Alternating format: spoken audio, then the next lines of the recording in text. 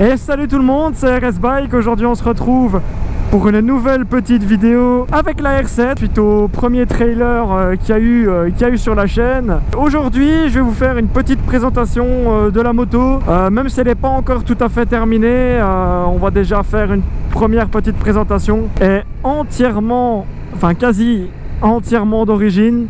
Donc il y a juste eu 2-3 petits accessoires pour l'esthétique qui ont été montés en concession. Mais le reste arrive très bientôt. Pour l'instant ici je suis toujours en rodage. Donc la moto elle est vraiment toute neuve, elle a seulement que 343 km. Donc vraiment elle est toute neuve la moto. On va pas faire les cons et on va pas tirer dedans non plus parce que faire péter la bécane ça serait vraiment débile. On va aller sur le Lion de Waterloo, un petit spot sur lequel j'adore aller pour tourner. Donc il faut savoir déjà dans un premier temps que cette moto est bridée. C'est la version A2, donc je l'ai prise en 47,5 chevaux. Et franchement même déjà bridée ça le fait. Et même d'origine c'est sympa à conduire. Est-ce que ça passe ou pas? Est-ce que ça passe? Du coup j'ai oublié de le préciser, je suis en compagnie de RMT Biker avec sa superbe MT-07. Donc ça c'est un gars que vous allez voir très souvent, qui sera très souvent présent lors de balades, rassauts en tout genre. Donc faut savoir, on est des gars, on a à peu près le même délire, donc on aime bien tout ce qui est bécane et tout. Donc voilà, c'est top. Attends, déjà pour rejoindre le spot vidéo là, ça va être marrant. Bon voilà, les galères commencent. Alors faut savoir que cette moto, si je la raye, je pleure. Ça c'est sûr. Voilà, c'est passé. Donc les gars, nous voici sur notre petit spot. Notre spot où on fait des 400 mètres. Let's go, allez, ça commence. On a dit on roulait calme. Vidéo présentation, il est en train de faire des wheelings. C'est pour ça qu'on fait la bécane les gars, c'est pour ça. C'est pour se faire plaisir. T07 chez lui de 2021 il me semble. Donc les gars, si vous voulez une présentation, vous savez ce qu'il vous reste à faire. Un max de likes dans la barre des likes. Donc du coup, allez, on va limite mettre les deux bécanes à côté. Comme ça fait vraiment... au moins on met les deux. On fera pas une vidéo présentation CMT. Mais au moins comme ça, vous la voyez déjà. Après voilà, c'est deux motos de la même année quasiment. Donc bah, les gars, écoutez, on vous reprend sur l'appareil photo. Et on se dit quoi tout de suite?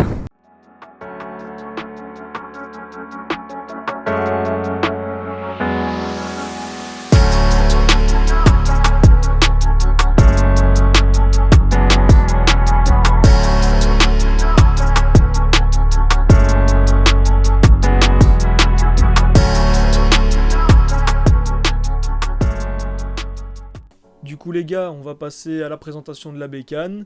Désolé, ce jour-là il y avait beaucoup trop de vent, donc on a décidé de faire ça en voix off à côté. Donc on va commencer directement par les caractéristiques techniques et les caractéristiques principales de la moto. Concernant les caractéristiques techniques, on va directement commencer par tout ce qui est châssis. Pour ce nouveau modèle et cette Yamaha R7, on part sur un cadre en acier. On est également sur un réservoir de 13 litres, assez chouette pour faire quand même quelques balades malgré la consommation. On est sur un poids total de 188 kg comprenant l'huile, l'essence, enfin, tous les pleins faits.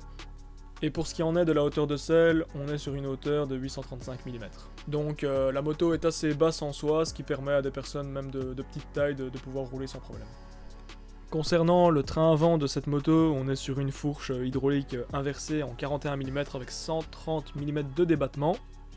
Ne connaissant pas la marque et certaines caractéristiques au niveau de la fourche, je vais pas en dire plus. Tout ce que je peux dire, c'est que c'est une fourche vraiment qui amortit très bien. Pour avoir été sur circuit avec, aucun problème. Et au niveau de la route, la tenue de route, franchement, ça colle très bien. La moto se comporte très bien, on guidonne pas et c'est top. Tant que nous sommes sur le train avant, au niveau des étriers et du freinage, nous sommes sur deux disques de 298 mm. Et tout ça est freiné par deux étriers radio à 4 pistons. Ne connaissant pas la marque, encore une fois, je vais pas dire quoi que ce soit au niveau des étriers. Mais une chose que je peux dire, c'est que ça freine très bien, tant sur piste que sur route. Le seul point négatif que j'aurais à dire au niveau du freinage, c'est que l'ABS se déclenche assez tôt.